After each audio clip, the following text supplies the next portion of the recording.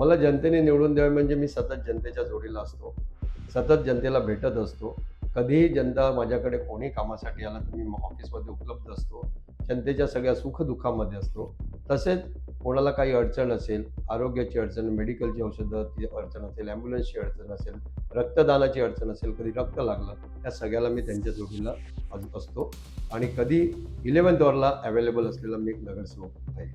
तसंच वसई विरार शहरामध्ये 1 MLD पाणी येत होतं 90 साली. आज 430 MLD पाणी वसई विरार शहरामध्ये येत आहे. त्या 430 MLD पाणी आणताना लोकनेते हितेंद्र ठाकूरांच्या जोडीला सगळ्या गोष्टीचा फॉलो पाणी पुरवठ्याबाबतीतला आणि त्याची स्कीम आणि त्याचं एक्झिक्युशन.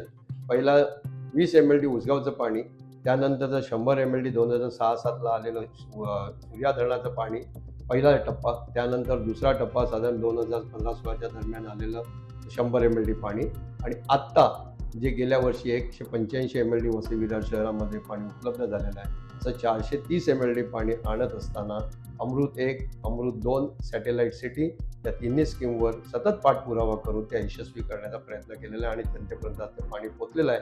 त्यामुळे मला वाटते की मी जनतेमधला माणूस आहे आणि त्यामुळे जनता माझ्या पाठीशी उभी राहील.